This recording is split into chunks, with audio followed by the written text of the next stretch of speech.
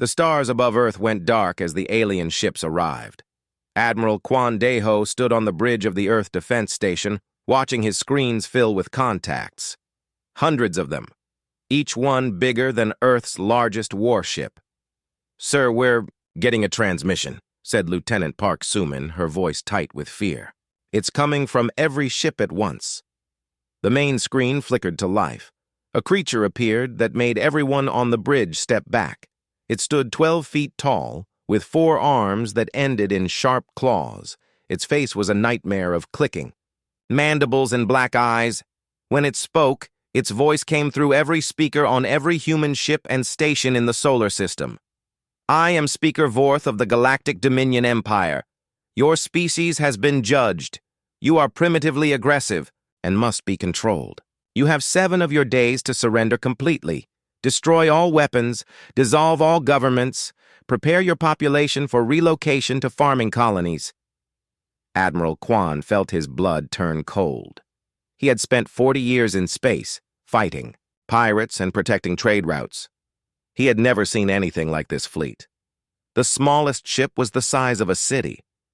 "If you refuse," the alien continued, "you will join the 47 other worlds that chose destruction over wisdom.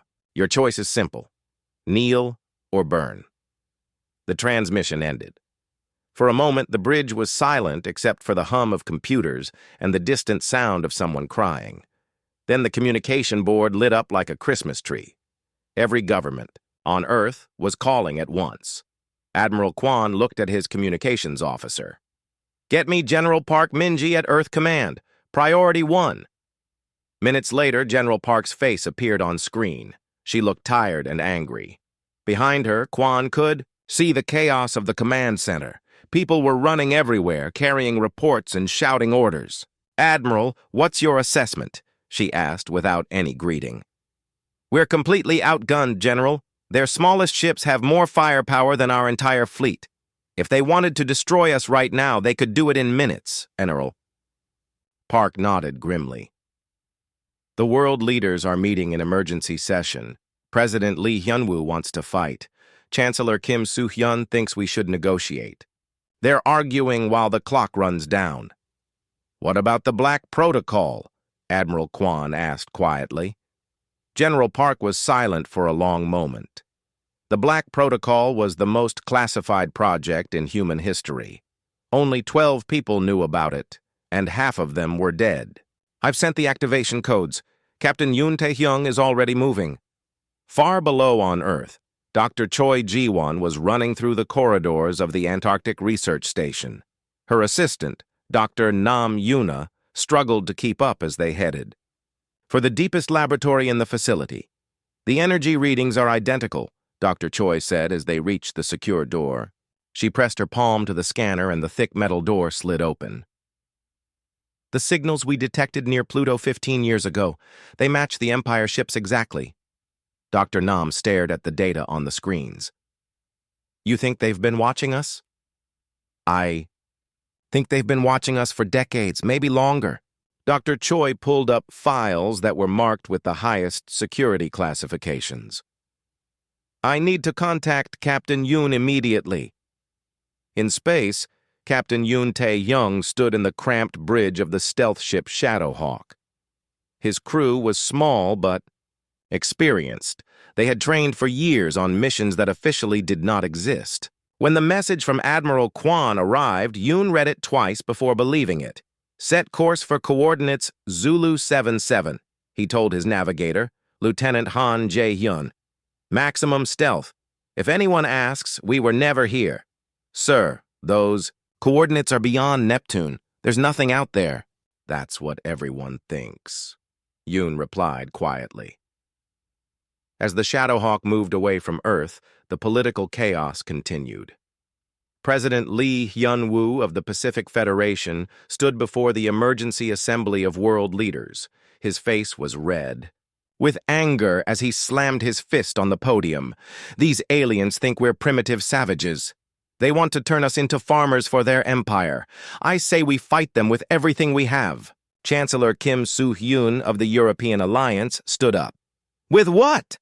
Our entire fleet is toys compared to one of their ships. If we fight, they'll kill every person on Earth. We have to be smart about this." "Smart?" President Lee shot back. "They murdered 47 civilizations. You think they'll keep their word if we surrender?" General Park Minji watched the argument from the back of the room. While the politicians fought, she was thinking about the message she had sent hours ago. In the deepest parts of space, things were moving that these leaders could not imagine. The debate went on for hours. Some nations wanted to surrender immediately. Others demanded they fight to the last man. A few suggested trying to hide the population in underground cities. Nobody had a plan that seemed likely to work. Finally, President Lee called for a vote. "All in favor of public defiance while we prepare our defenses?" The vote was close, but the fighters won. Earth would publicly refuse the Empire's demands while secretly preparing for the worst war in human history.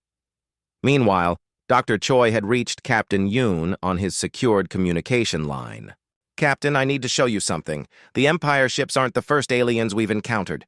On his small screen, she transmitted files that made Yoon's eyes widen. Crashed ships from decades ago. Technology that human scientists had spent years trying to understand. Energy signatures that matched weapons more advanced than anything the Empire carried. "The aliens who crashed here were running from the Empire," Dr. Choi explained. "They left us technology and a warning. The Empire has enemies, Captain. Very dangerous enemies." "Where are these enemies now?" Yoon asked. "Gone. Dead. Destroyed. But they left us their knowledge. And they left us instructions for what to do if the Empire ever found Earth." Captain Yoon felt a chill run down his spine.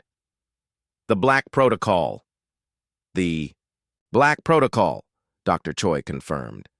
"Captain, you're heading for the largest construction project in human history, something we've been building in secret for over 50 years. As the Shadowhawk moved through the darkness beyond Neptune, the Empire fleet continued its slow approach to Earth.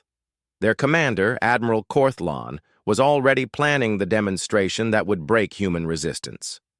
He had done this dozens of times before. Show overwhelming force, destroy a few cities, and the species would surrender completely.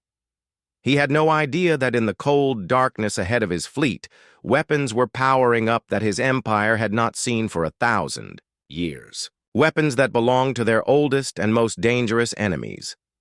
On Earth, the governments prepared their public response to the Empire's ultimatum. They would reject the demands and call on all humanity to resist. It was a brave message that would be broadcast across the solar system. What they did not broadcast was the second message, sent on frequencies that officially did not exist. The Black Protocol was active. After 50 years of preparation, humanity's real answer to the Empire was about to emerge from the shadows. In the deep cold of space, Captain Yoon Tae-hyung was about to discover that Earth had been preparing for this war since before he was born, and that sometimes the best way to fight an empire was to become something they could never expect. Captain Yoon Tae-hyung had been in space for 20 years, but he had never seen anything like what waited beyond Neptune. The Shadowhawk's sensors showed empty space, but his instruments told a different story. There was something massive out there, hidden in the shadow of a rogue planetoid that wasn't supposed to exist. "Sir, I'm reading structure," reported Lieutenant Han Jae-hyun from the navigation station. "It's huge, bigger than anything we've ever built." "Take us in slowly," Yoon ordered, "and keep our stealth systems at maximum. I don't want anyone knowing. We're here." As they approached, the truth became visible through the viewports. A construction facility stretched for hundreds of kilometers, built into and around the dark planetoid. It was completely hidden from normal sensors, invisible to anyone who didn't know exactly where to look. "My God," whispered Ensign Oh Kyung-ho from the weapons station. "How long has this been here?" "Longer than you've been alive," came a voice over the communication system. "Welcome to Shadow Base, Captain Yoon. Please dock at Bay 12. The voice belonged to Commander Han Ji-soo, a woman Yoon had heard about but never met. She was a legend in the intelligence services, someone who had supposedly died in a training accident 15 years ago. Now, he was beginning to understand why her death had been faked. The Shadowhawk docked in a bay that was clearly designed for stealth ships. As Yoon and his crew disembarked, they saw other ships in the facility. Dozens of them, all black as space itself, all built with technology that looked decades ahead of anything Earth was supposed to have. Commander Han Ji-soo met them at the airlock. She was a small woman with steel-gray hair and eyes that seemed to see everything. "Captain Yoon, Dr. Choi tells me you've been briefed on the basic situation. Let me show you the rest." She led them through corridors carved from the rock of the planetoid. The walls were lined with screens showing construction progress, ship movements, and what looked like battle plans. Hundreds of people worked at stations, all wearing the black uniforms that Yoon had never seen before. "This facility has been operational for 53 years, Commander Han explained as they walked. "We've been building ships using technology left by the Void Runners. They were the Empire's greatest enemy before they were wiped out." "How many ships?" Yoon asked. 212 combat vessels, all equipped with phase shift technology that makes them invisible to Empire sensors.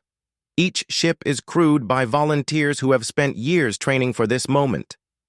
They entered a massive chamber where Yoon could see ships under construction. The vessels looked like nothing he had ever seen. They seemed to absorb light rather than reflect it, and their hulls appeared to shift and move even when they were standing still. "The Void Runners existed partially outside normal space-time," Commander Han continued. "Their ships could phase between dimensions, making them nearly impossible to target or destroy. We've spent decades learning to replicate their technology." Dr. Choi Ji-won arrived in the chamber, having traveled from Earth on a fast courier ship. She looked exhausted, but excited. "Captain, the Empire fleet is still approaching slowly. They're confident they have plenty of time to break our morale." "How much time do we actually have?" Yoon asked. 4 days until they reach optimal attack position," Commander Han replied. "But we're not waiting for them to get comfortable. The Black Fleet launches in 6 hours." Yoon felt his breath catch. "The entire fleet?" "Every ship we have. This isn't going to be a gradual escalation, Captain. We're going to hit them with everything at once, from directions they can't see using weapons they don't understand." As if to prove her point, one of the black ships in the construction bay seemed to flicker and disappear for a moment before becoming visible again. "Phase shift test successful," announced a technician over the facility's speakers.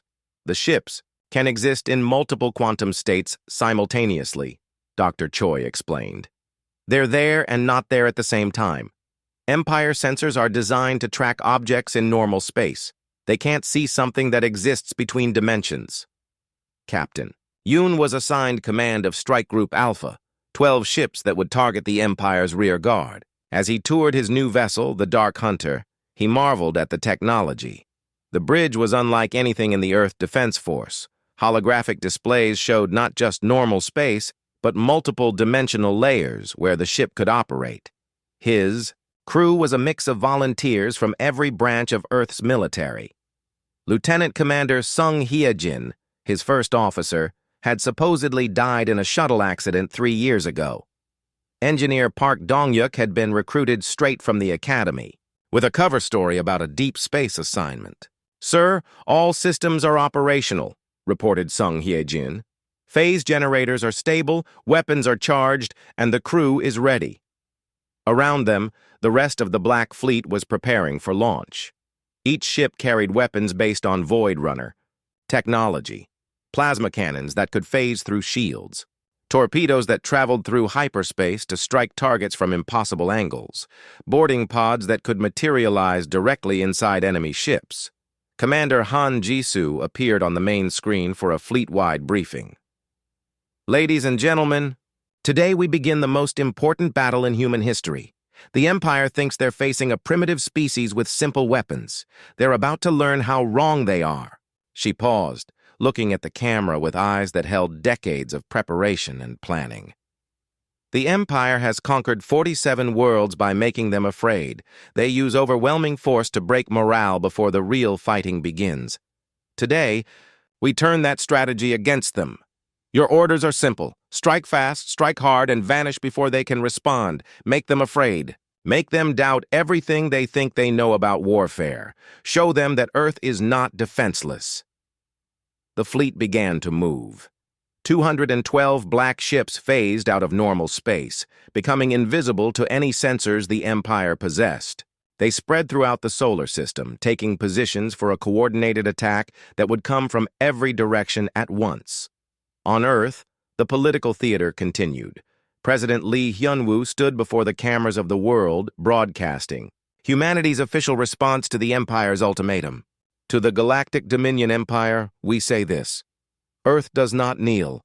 We will not surrender our freedom, our governments, or our people. If you want this world, you will have to take it by force. And we promise you that will be far more difficult than you imagine.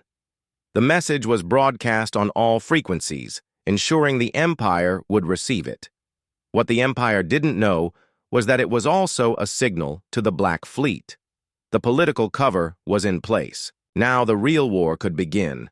Admiral Korthlan received Earth's defiant message aboard his flagship, the Dominator. He laughed at the primitive bravado.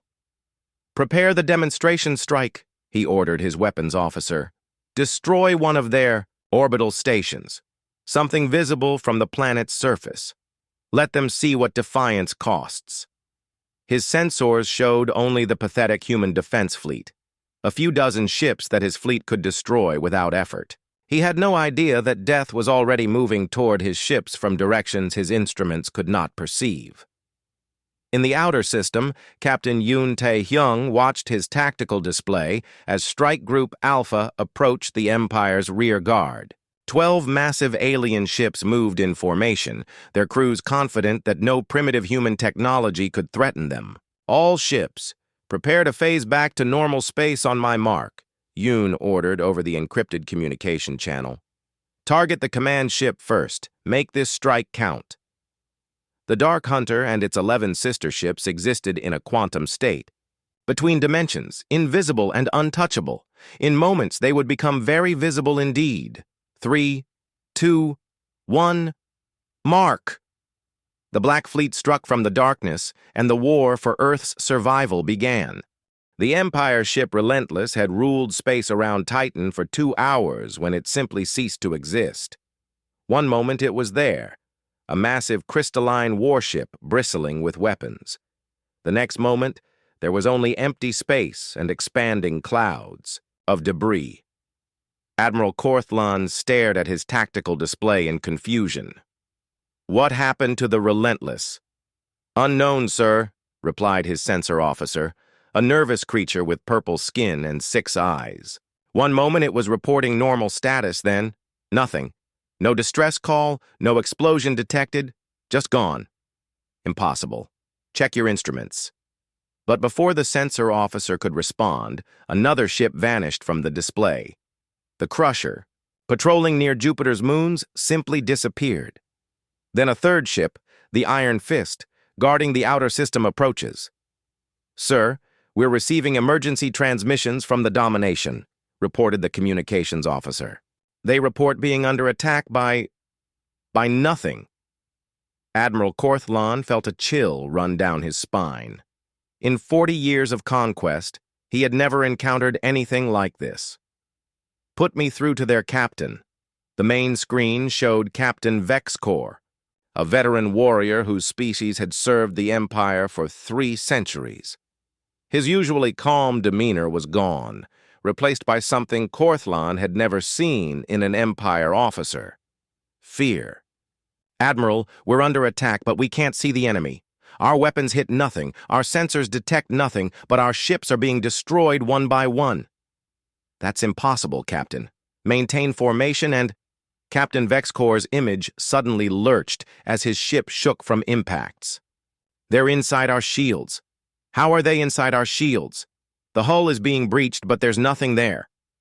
The transmission cut to static. On the bridge of the Dark Hunter, Captain Yoon Tae-hyung watched his tactical display with grim satisfaction. Strike Group Alpha had destroyed 6 Empire ships without taking a single hit. The phase shift technology was working perfectly.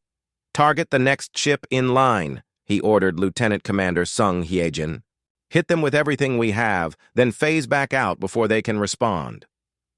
The Dark Hunter materialized directly behind an Empire cruiser, fired its plasma cannons through the enemy's rear shields, and vanished again before the alien crew even knew they were under attack. The enemy ship's engines exploded, leaving it drifting helplessly in space. Across the solar system, the same scene was playing out dozens of times. The Black Fleet struck like ghosts, appearing just long enough to deliver devastating attacks. Before disappearing into dimensions the Empire couldn't perceive. Strike Group Beta, led by Commander Park Dong-hyuk, was systematically destroying the Empire's supply ships. Each transport that died meant fewer resources for the invasion. More importantly, it meant growing panic among the Empire's forces. "Sir, enemy ship attempting to retreat," reported Ensign Kim Min-soo from the weapons station. "Should we pursue?" "Let it go," Commander Park replied.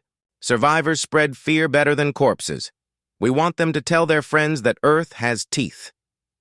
Meanwhile, Dr. Choi Ji-won coordinated the scientific aspects of the battle from the command ship Dark Matter. The Void Runner technology was performing beyond expectations, but she noticed troubling patterns in the Empire's responses. "Captain Yoon, we have a problem," she transmitted to Strike Group Alpha. "The Empire ships are starting to adapt. Their sensor sweeps are getting more sophisticated. I think they're beginning to understand what they're facing." Yoon frowned as he studied the data she sent. "How long before they can track us?" "Unknown. Maybe hours, maybe days. But their technology is more advanced than we hoped. They're learning fast." The warning came just in time. As Strike Group Alpha prepared to attack another Empire ship, the enemy vessel suddenly opened fire in their direction. "The shots missed, but barely. They're firing blind," observed Lieutenant Commander Sung Hyejin. "But they're getting closer to our actual position." "New tactics," Yoon ordered.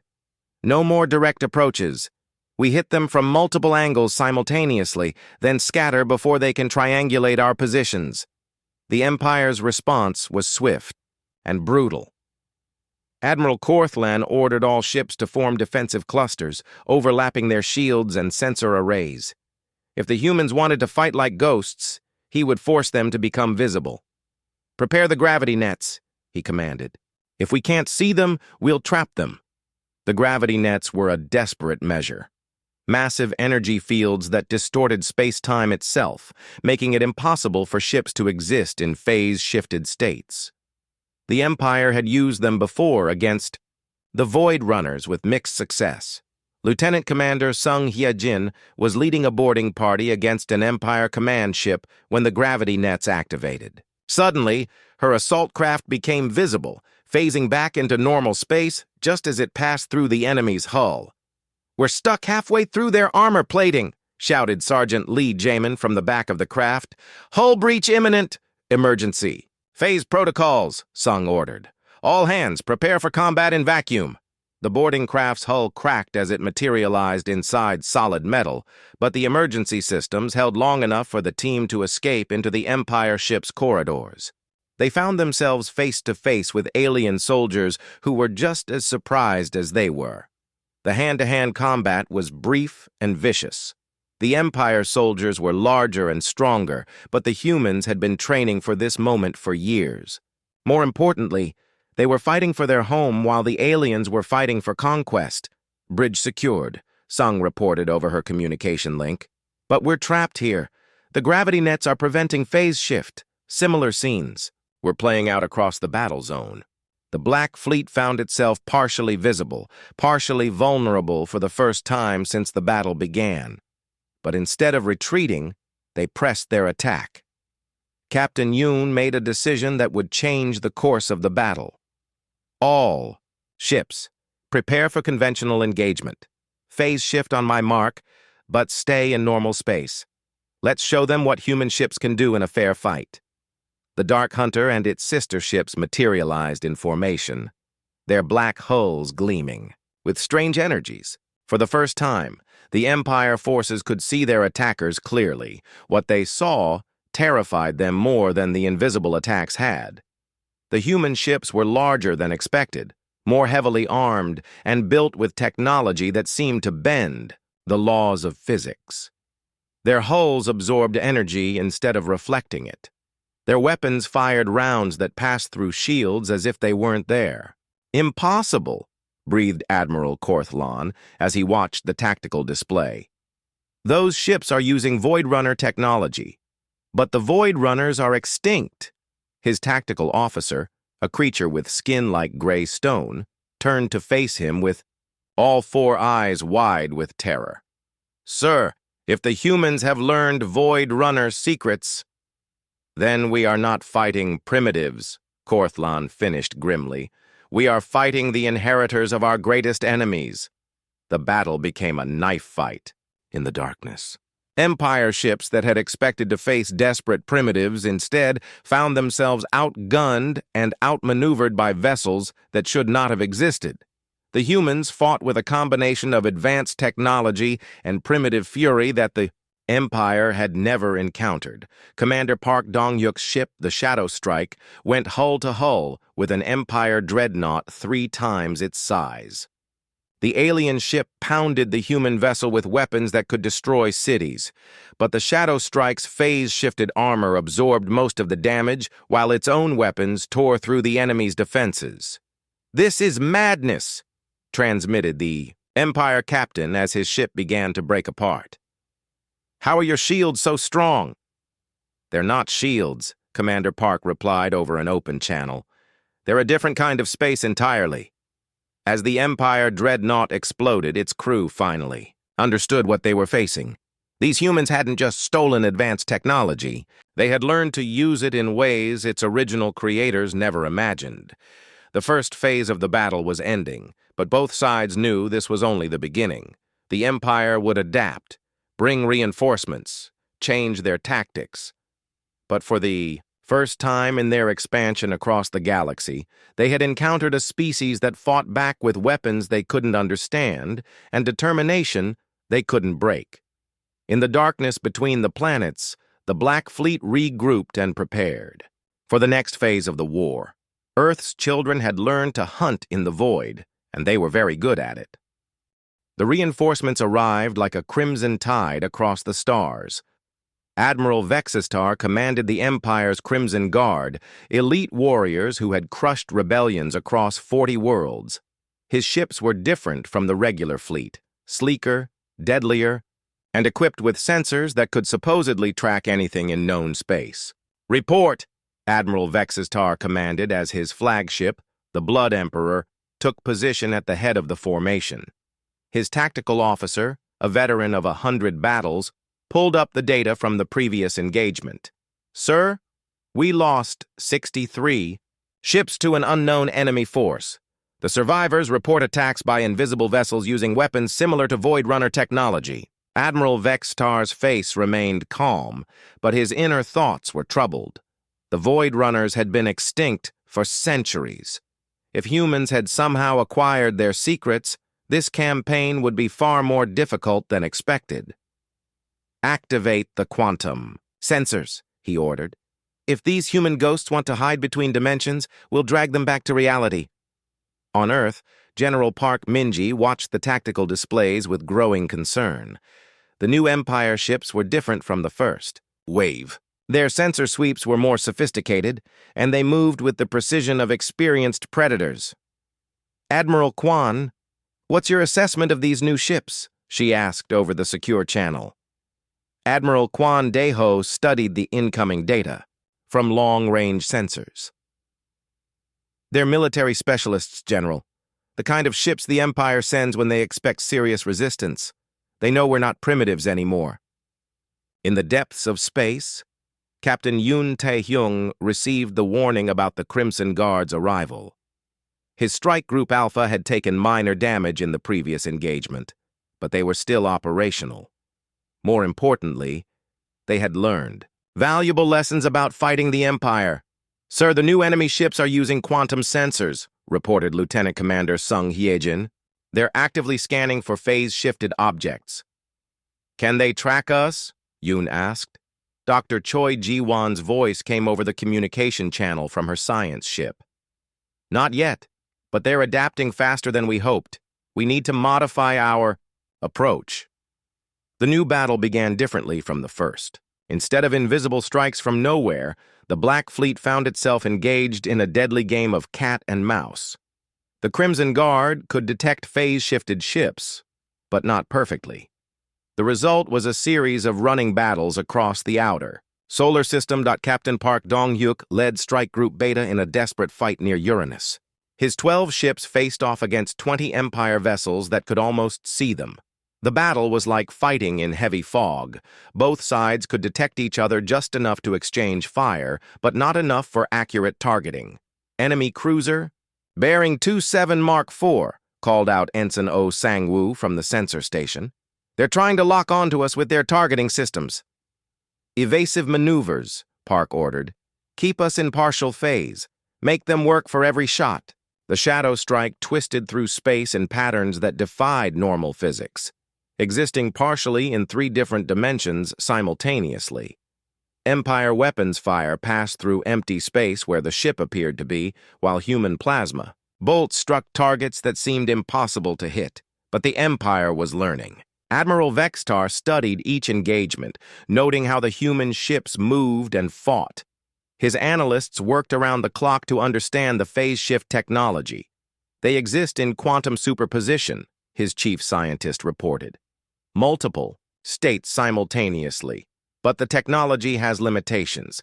They can't maintain full phase indefinitely."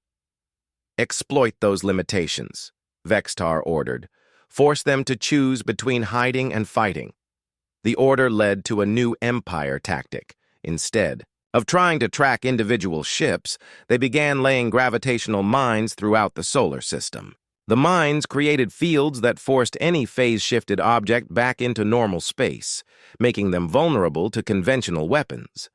Lieutenant Commander Sung Hyejin discovered this the hard way when her boarding craft was forced out of phase. Near an Empire supply depot, suddenly visible and defenseless, her ship was immediately targeted by multiple enemy vessels. "All craft, this is boarding Team 7, she transmitted on the emergency channel. "We're trapped in normal space and taking heavy fire. Request immediate assistance." The response came from an unexpected source. A massive explosion erupted from the Empire supply depot as hidden charges detonated. The blast destroyed 3 Empire ships and created enough chaos for Sung's team to escape. "This is Sabotage Team 4, came a voice over the radio. "Package delivered. Thanks for the distraction." The revelation that human forces were already operating inside Empire positions sent shockwaves through Admiral Vextar's fleet. How had enemy soldiers penetrated their defenses? When had they placed those charges? The answer was both simple and terrifying. The Black Fleet had been preparing for this war for decades. Every Empire ship that entered the solar system was already being watched by hidden observers. Every supply depot and communication relay was marked for destruction. Major Kim Byung-ho led one of these deep infiltration teams. His soldiers had used phase shift technology to board Empire ships during the confusion of battle, planting explosives and gathering intelligence. They moved like ghosts through the enemy fleet, striking without warning and vanishing before retaliation was possible. "Target the command ship's communication array," Major Kim ordered his demolition specialist, Sergeant Bae Jae-hwan. "Blind them before the next phase begins." The sabotage campaign was perfectly timed. Just as Admiral Vextar thought he was gaining the upper hand against the Black Fleet, his communication systems began failing. Ships lost contact with their commanders. Supply convoys vanished without trace. Fear spread through the Crimson Guard like a virus. But the Empire's most shocking discovery came when they captured their first human prisoner. Corporal Lee Min-soo had been cut off during a boarding action and taken alive by Empire security forces. Under interrogation, he revealed information that made Admiral Vextar question everything he thought he knew about this war. "How long has your species been preparing for this conflict?" the Empire interrogator demanded. Corporal Lee looked up with eyes that held no fear, only determination.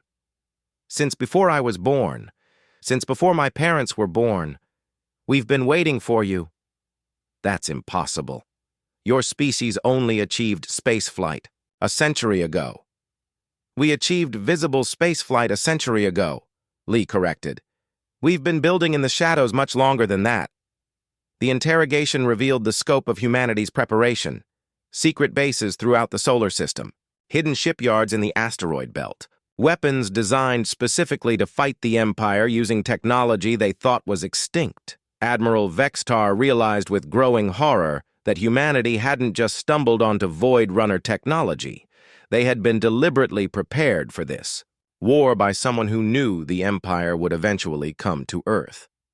The strategic situation was becoming clear to both sides. The Empire had superior numbers and individual ship strength, but humanity had superior technology, better knowledge of the battlefield, and the desperate fury of a species fighting for survival. The turning point came during the Battle of Titan. Admiral Vextar decided to force a decisive engagement by threatening Saturn's largest moon, where humanity had major industrial facilities. If the Black Fleet wanted to protect those installations, they would have to fight in the open. Captain Yoon Tae-hyung made the decision to accept the challenge. "All strike groups converge on Titan. It's time to show them what we can really do." The Site.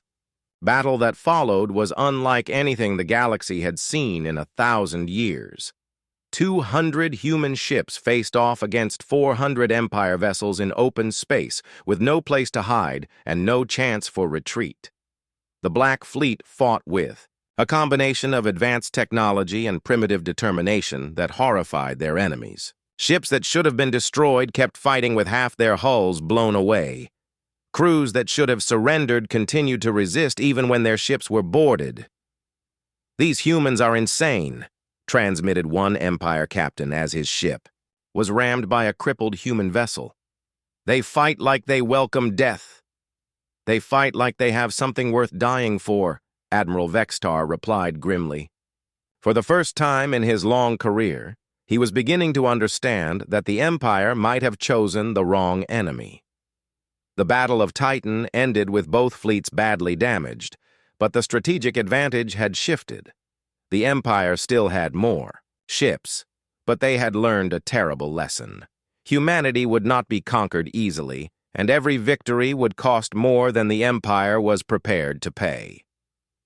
In the aftermath of the battle, Admiral Vextar sent a message to the Empire's Central Command. "Request immediate reinforcements. The human resistance is far beyond initial projections.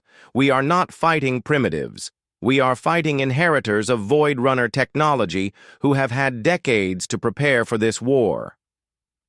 The response from Empire. Headquarters was swift and brutal.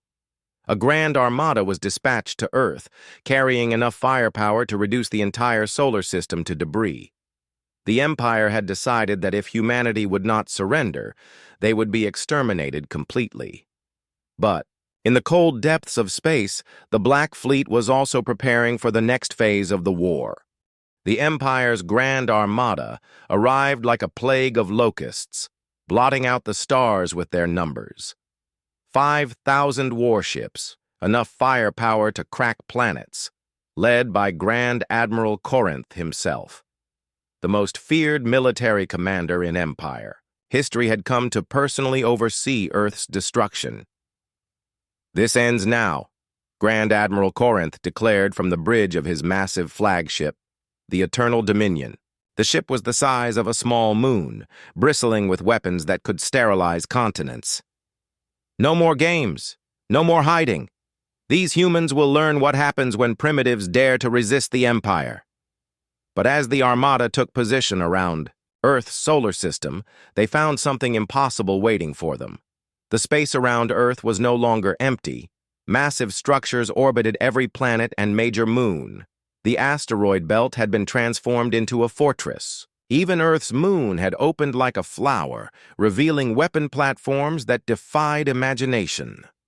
Admiral Quan Deho stood on the bridge of the new Earth Defense Command, a space station the size of a city that had been hidden inside a hollowed-out asteroid for 50 years. Around him, holographic displays showed the true scope of humanity's preparation. "All defensive positions report ready," announced Captain Song Yerin, his new tactical coordinator. "Mars base is fully operational. Titan, Fortress is online. The belt defense grid is active." "And the Black Fleet?" Admiral Quan asked. 600 ships and growing, sir. Every major nation has contributed crews. We even have volunteers from the outer colonies." The number was staggering. In the months since the first battle, humanity's hidden shipyards had been working around the clock. But more importantly, the secret was finally out. Every human in the solar system now knew about the Black Fleet and the technology that made it possible. Captain Yoon Tae-hyung commanded the expanded Strike Group Alpha from his new flagship, the Dark Sovereign. The ship was twice the size of his original vessel, equipped with weapons that made the earlier phase shift technology look primitive. "Sir, we're receiving telemetry from the Deep Space Observers," reported Lieutenant Commander Sung Hye-jin. "The Empire fleet is massive, but they're moving in predictable formations." Dr. Choi Ji-won's face appeared on the main screen from her research vessel. "Captain, I have news about our latest technological breakthrough. We've finally mastered multidimensional existence." "Meaning what, exactly?" Yoon asked. "Meaning our ships can now exist in 7 different dimensional states simultaneously. We're not just invisible to their sensors. We're operating in layers of reality they don't even know exist." The implications were staggering. The Black Fleet could now strike from angles that were literally impossible in normal space. They could pass through solid matter, exist in multiple locations at once, and access energy sources from parallel dimensions. Grand Admiral Corinth was reviewing the intelligence reports when his science officer brought him disturbing news. "Sir, our sensors are detecting massive gravitational anomalies throughout the human system. The readings suggest construction on a scale we thought impossible for such a primitive species." "Show me," Corinth demanded. The holographic display revealed the truth that made even the Grand Admiral pause. Humanity hadn't just built a fleet. They had transformed their entire solar system into a weapon. Every planet, every moon, every asteroid had been turned into part of a vast defensive network.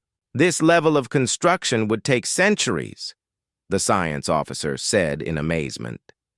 "How did they accomplish this in secret?" The answer came from an unexpected source. Among the captured Empire personnel from previous battles was a communications officer who had been observing human transmissions. Under interrogation, he revealed something that chilled Grand Admiral Corinth to his core. "The humans have been receiving instructions," the officer reported. "Not from their own kind, from something else, something that knows our technology better than we do." "Explain." "The transmissions are encoded in ways that predate the Empire. The mathematical structures are identical to Void Runner communication protocols. Sir, I believe the humans have been in contact with Void Runner survivors." Grand Admiral Corinth felt ancient fears stir in his mind. The Void Runners had been the Empire's greatest enemy, a species that could manipulate the fundamental forces of reality. The Empire had spent centuries hunting them to extinction, or so they thought. If the Void Runners still exist, then this war is not what we thought it was, his tactical advisor finished. "We may not be fighting humans at all. We may be fighting a Void Runner trap that has been centuries in the making." The first sign that this was no ordinary battle came when the Empire fleet tried to approach Earth. As soon as they crossed the orbit of Pluto, they found themselves under attack from weapons that seemed to ignore the laws of physics. Captain Park Dong-yuk led the opening assault with Strike Group Beta. His ships materialized inside the Empire formation, fired weapons that passed through shields and armor as if they were made of paper, then vanished before return fire could target them. "Impossible!" shouted the captain of the Empire ship Devastator as his vessel's hull began to collapse from weapons hits that came from inside the ship itself. "They're firing from within our own vessel." The explanation was simple, but terrifying. The human weapons now existed in multiple dimensions simultaneously. They could phase through normal matter until they reached the target's core systems, then materialize just long enough to deliver devastating damage. Major Kim Byung-ho led boarding parties that could walk through solid walls to appear directly on enemy bridges. His soldiers carried weapons that fired energy from parallel dimensions, making them impossible to block or deflect. "Surrender your ship," Major Kim told the alien captain of the cruiser Iron Will as his team materialized around the bridge. "Your crew will not be harmed if you comply." The alien captain stared in terror at humans who had appeared from nowhere. "What are you?" "We are Earth's children," Major Kim replied, "and we have learned to fight in the spaces between worlds." But the most shocking revelation came when Dr. Choi Ji-won made contact with the source of humanity's technological advancement. Deep within the Antarctic research facility, ancient equipment that had been dormant for decades suddenly activated. The holographic figure that appeared was clearly not human, but it spoke in perfect English. Its form shifted and flowed like living starlight, beautiful and terrifying at the same time. "I am Keeper Zethvi, last guardian of the Void Runner archives," the figure said. "I have waited 3 centuries for this moment." "You're alive?" Dr. Choi gasped. "We thought the Void Runners were extinct." "Our bodies died long ago, but our knowledge survives. We have been preparing humanity for this war since your species first looked to the stars. The Empire believes they hunt primitive animals. They face the inheritors of our greatest weapons." The truth was overwhelming. The crashed ships, the hidden technology, the century of secret preparation, all of it had been planned by the last survivors of a species that had fought the Empire across the galaxy. "Why us?" Dr. Choi asked. "Why choose humanity?" "Because you have something the Empire destroyed in every other species they conquered. You still remember how to be angry. You still know how to fight for what you love. The Empire expects submission. You give them war." Grand Admiral Corinth watched. His fleet suffer impossible losses as the battle raged across the solar system. His ships were being destroyed by enemies that attacked from directions that didn't exist, using weapons that violated the fundamental laws of physics. "Sir, we've lost over 1,000 ships," his tactical officer reported. "The enemy casualties are minimal." "How is that possible?" "They're not fighting in normal space, sir. Our weapons can't target them effectively because they exist in multiple dimensions simultaneously. But their weapons can reach us from anywhere." The Grand Admiral made a decision that no Empire commander had ever made in over 1,000 years of conquest. "Signal the fleet. We're withdrawing." "Sir?" "You heard me. Signal retreat. This is not a battle we can win with conventional tactics." But the retreat order came too late. The Black Fleet had surrounded the Empire Armada using dimensional tactics that made escape impossible. Human ships appeared throughout the enemy formation, not to destroy, but to capture. The battle ended with over half the Empire fleet either destroyed or surrendered. Grand Admiral Corinth himself was taken prisoner when Major Kim Byung-ho's team phased directly onto his bridge. "This is impossible," Corinth said as he was placed in restraints. "No species has ever defeated an empire, Grand Armada. No species has ever had 100 years to prepare with Void Runner technology," Major Kim replied. "And no species has ever fought with the fury of Earth." As the captured Empire ships were secured, Admiral Kwon Dae-ho received a transmission that changed everything. It came from the Empire's capital world, broadcast on all frequencies. "This is Emperor Mouthcore the Eternal. The fleet sent to conquer your world has been defeated. This outcome was not anticipated. We propose negotiations. For the first time in Empire history, they were asking for terms instead of demanding surrender. But the war was far from over. Admiral Quan knew that the Empire would not accept this defeat easily. They would gather their forces, develop new weapons, and return with even greater numbers. The difference was that humanity was no longer. 3 months after the Empire's defeat at Earth, the galaxy had changed in ways that no one could have predicted. News of humanity's victory spread across 1,000 worlds, carried by survivors who whispered stories of ships that fought from between dimensions and weapons that struck from impossible angles. Fleet Admiral Li Jiehuan stood on the bridge of the massive command ship Void Sovereign, watching the tactical displays that showed the transformed solar system.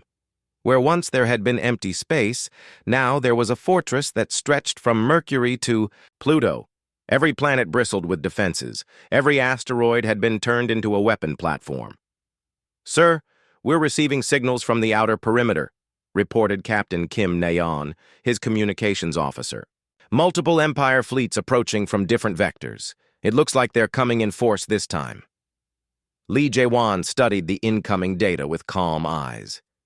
The Empire was sending everything they had, 10,000 ships from across their territories, determined to crush the rebellion before it could spread to other worlds. "How many ships do we have operational?" he asked. 800 Black Fleet vessels, sir, plus the planetary defense grid and our new allies." The allies were, perhaps, the most surprising development. As word of Earth's victory spread, representatives from conquered worlds began arriving in secret. Some came seeking weapons and technology. Others came offering intelligence about Empire movements. A few came with their own ships, ready to join. The fight for freedom. Captain Yoon Tae-hyung commanded the expanded Strike Group Alpha from his new flagship, the Dimensional Strike. The ship was a marvel of Void Runner technology improved by human innovation. It could exist in 12 different dimensional states simultaneously and carry weapons that drew power from parallel universes.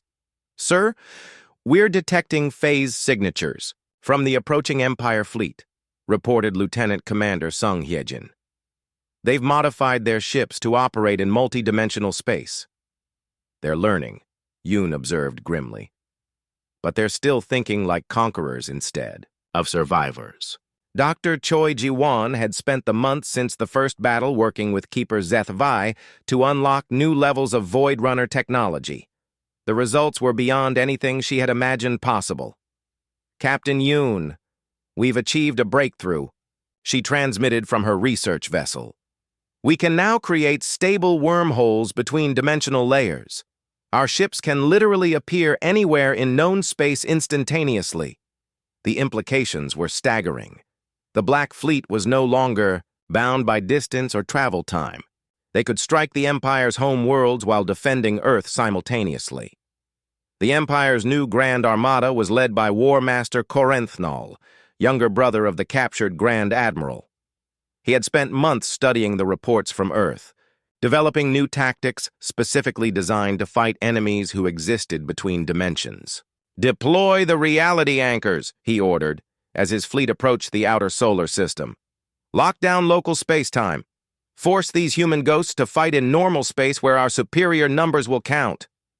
The reality anchors were massive devices that created fields of normal space-time, preventing phase-shifted objects from existing in their area of effect. The Empire had used them centuries ago against the original Void Runners with limited success, but humanity had learned from the Void Runners' mistakes. "Reality anchors detected," reported the sensor officer on the Void Sovereign. "The Empire is trying to force us into conventional combat." Fleet Admiral Li Jiehuan smiled coldly. "Then we'll give them conventional combat, but not the kind they're expecting." The Black Fleet's response was immediate and overwhelming. Instead of trying to phase around the reality anchors, they attacked directly through them. Human ships equipped with dimensional shielding simply absorbed the anchor fields, growing stronger with each attempt to lock them into normal space. Captain Park Dong-hyuk led the first wave, his strike group Beta materializing directly inside the Empire formation. But instead of the hit-and-run tactics they expected, the human ships stayed and fought, matching the aliens vessel for vessel in direct combat. "Impossible," breathed War Master Corinthnal as he watched the tactical display. "Our ships outmass. Theirs 3-1. How are they winning direct engagements?" The answer was revealed when his own flagship came under attack. The human vessel that engaged the War Master's dreadnought was half its size, but its weapons tore through the Empire ship's defenses like they were made of paper. "Sir, the enemy weapons are drawing power from dimensional rifts," his science officer reported in terror. "They're channeling the energy of entire parallel universes into their attacks." Major Kim Byung-ho led boarding actions that redefined the meaning of impossible. His soldiers didn't just phase through hulls, they brought pieces of other dimensions with them, creating pockets of altered reality inside Empire ships where human technology worked perfectly and alien technology failed completely. "Surrender your vessel," Major Kim told the Empire captain whose ship he had just captured. "Join us, and you'll never have to fear the Empire again." To his surprise, the alien captain nodded immediately. "I have seen what you can do. I have seen what my empire cannot do. I choose freedom." It was happening throughout the battle. Empire crews, faced with impossible defeats, were choosing to surrender rather than die for an empire that had never cared about them. Some were switching sides entirely, offering their ships and knowledge to the growing rebellion. The turning point came when Dr. Choi Ji-won activated the ultimate Void Runner weapon, a device that could exist in all dimensions simultaneously, striking every enemy ship in the battle zone at the same instant. "Dimensional Cascade weapon is charged," she reported to Fleet Admiral Lee. "This will end the battle, but the Empire will know we have technology that threatens their entire civilization." "Fire the weapon," Lee ordered without hesitation. "Let them know exactly what they're facing." The Cascade weapon fired, and for a moment reality itself seemed to pause. Energy rippled through dimensions that had no names, reaching across impossible distances to touch every Empire ship in the solar system. When the effect ended, half the enemy fleet was simply gone, not destroyed, but translated into dimensions where they could no longer affect normal space. War Master Corinthnal stared at his tactical display in horror. 5,000 ships, gone. Not destroyed, just gone. "Sir, we're receiving a transmission from the human fleet," his communications officer reported with a shaking voice. Fleet Admiral Lee Jae-won's image appeared on the main screen. Behind him, the bridge of the Void Sovereign showed displays of Earth, Mars, and dozens of other worlds where the flags of free nations flew beside symbols of species the Empire thought they had conquered forever. War Master Corinthnal Lee said formally, "I am Fleet Admiral Lee Jae-hwan of the Earth Liberation Fleet. I offer you the same choice we offer all Empire forces. Surrender and join us in building a galaxy where species determine their own fate. Or continue fighting and discover what happens when you threaten the children of worlds that refuse to kneel." The War Master looked around his bridge at crew members, who no longer met his eyes. His fleet was broken, his weapons were useless, and somewhere in the impossible mathematics of multidimensional space, 5,000 of his ships existed in a state where they could never return to normal reality. "I surrender," he said quietly. The Battle of Saul ended with the complete defeat of the Empire's Second Grand Armada. But more importantly, it ended with something that had never happened before in galactic history. An Empire War Master publicly surrendering to former primitives and asking to join their cause. The Galaxy watched in amazement as the broadcast spread across every known world. Humans had not just defeated the Empire twice. They had converted Empire forces to their cause, offering hope to species that had been slaves for centuries. In the months that followed, the rebellion spread like wildfire. World after world rose up against their Empire overseers, often led by former Empire officers who had defected to the human cause. The Black Fleet grew to include ships from dozens of species, all united under Earth's banner of dimensional warfare and impossible hope. President Lee Hyun-woo addressed the galaxy from Earth's new orbital capital, a space station that existed, partially in normal space and partially in dimensions that allowed instant communication across galactic distances. To every enslaved world, every conquered people, every species that dreams of freedom, he said, his words transmitted simultaneously to every populated system in the galaxy. Earth extends an invitation. Join us. The Black Fleet grows stronger with every ship, every ally, every world that chooses to stand against tyranny. He paused, looking directly into the camera with eyes that held the fury of a species that had learned to fight in the spaces between stars. To the Galactic Dominion Empire, we say this: your age of conquest is ending. You came to our system demanding surrender. You received rebellion. You sent fleets to crush us. You created revolutionaries. You believed we were primitive. You taught us to become your replacements. The transmission showed images of the Black Fleet, thousands of ships from across the galaxy, crewed by beings who had learned that freedom was worth fighting for, carrying weapons that existed in dimensions the Empire could not understand.